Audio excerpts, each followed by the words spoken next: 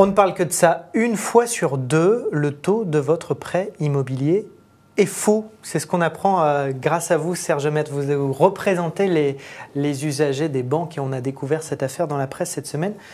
Déjà, pourquoi le taux de notre crédit serait faux? Expliquez-nous clairement. Alors, pour parler technique, c'est le TEG, le taux effectif global. Alors, c'est sûr, tous les emprunteurs n'ont Dieu que pour le taux nominatif, nominal plus exactement, celui qui précise à combien on va payer à la banque. On fait, par exemple, 3%.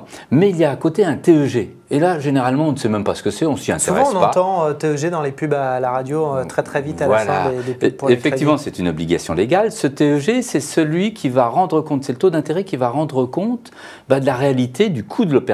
En d'autres termes, on prend le taux nominal, donc les 3% par exemple, et on va y ajouter tous les frais autour de l'opération de crédit. Frais de dossier, c'est le minimum, frais de cautionnement, s'il y a une caution mutualiste notamment, frais de part sociale, si vous avez été amené à payer des parts sociales, frais d'assurance, la prime d'assurance, c'est quelque chose d'important sur 20 ou 25 ans de crédit. Donc tout ce conglomérat de frais, ça ajoute au taux nominal, et puis on arrive à quoi? Au TEG, taux effectif global, qui doit rendre compte du coût réel de l'opération. Et voilà le problème. Que ce taux n'était pas forcément le bon. Depuis 15 ans, on pointe du doigt. On se dit, mais ça ne va pas, là, banquier, ça ne va pas. Donc, on va jusqu'en cour de cassation. Et la cour de cassation dit, mais oui, vous, banque mutualiste, vous n'intégrez pas les parts sociales. Vous avez tout faux. Elles doivent être. Et depuis déjà 4 ans, tous les ans, on a des décisions qui l'affirment. De la même manière, sur d'autres éléments de frais. Concrètement, on dit quoi? Banquier, vous vous êtes trompé et ça risque de vous coûter cher, cette erreur, et de rapporter un peu à l'usager. Pourquoi? La sanction est lourde.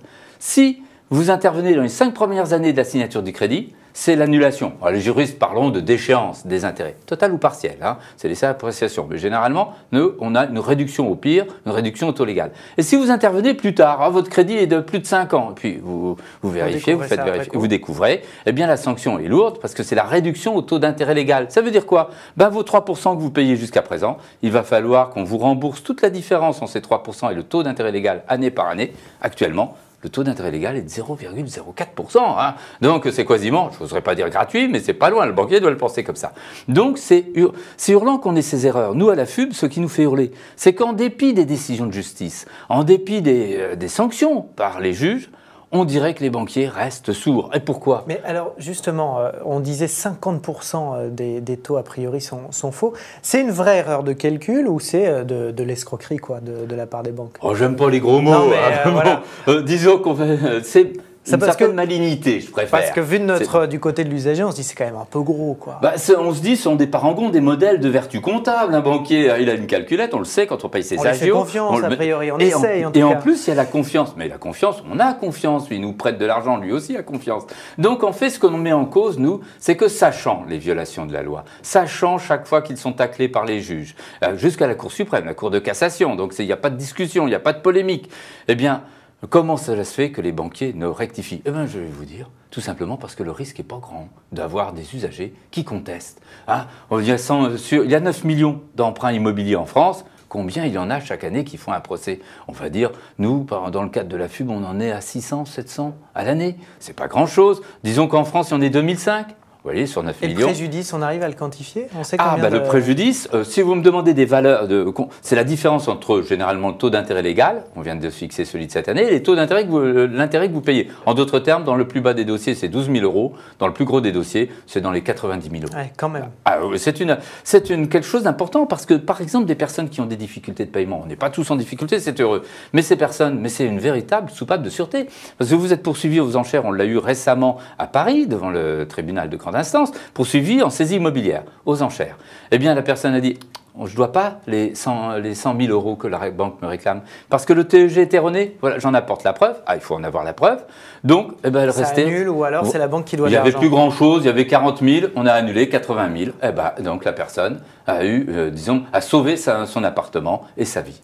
Demain, je vais à la banque pour faire un prêt. Comment je vérifie pour ne pas me faire avoir? Comment je peux savoir? Je vous appelle vous? J'appelle qui?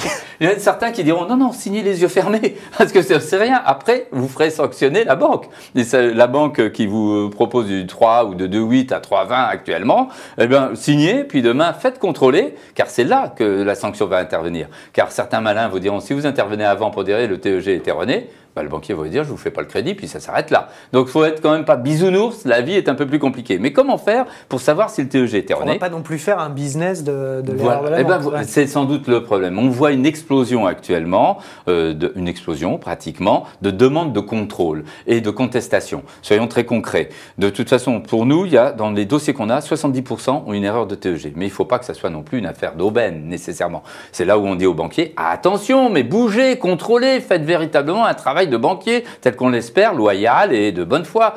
Donc concrètement, si je veux contrôler mon TEG, c'est simple. À la FUB, il y a par exemple deux ingénieurs financiers, analystes financiers, qui gratuitement vous diront si c'est erroné ou pas. Ah, ils vous diront c'est faux ou pas, avec une erreur significative de plus d'un dixième.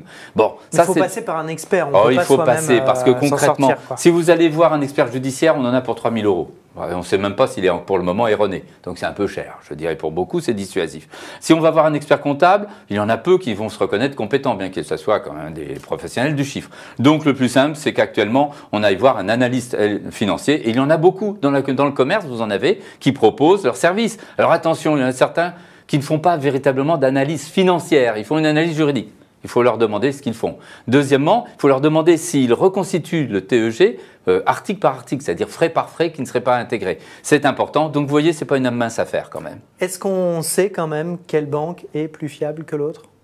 Or, je vais vous dire à cet égard, la maladie touche tout le monde. Il serait facile pour nous de stigmatiser plutôt un tel qu'un tel. Il est évident qu'il y a plus de danger chez les établissements mutualistes, pour une raison toute simple.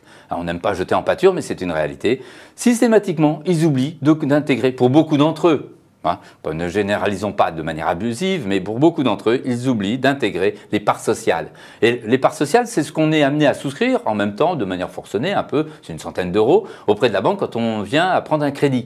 Eh bien, dans ce cas-là, ils doivent l'intégrer. Ils le savent. Depuis 2008, il y a de la jurisprudence de la Cour suprême. Donc, elle vient encore de renouveler en 2013 sa jurisprudence en la rappelant. Eh bien là, je dirais à ces établissements, vous voyez, vous n'êtes pas seulement dans l'erreur. Il y a une erreur, ça peut arriver à tout le monde, presque, diraient certains.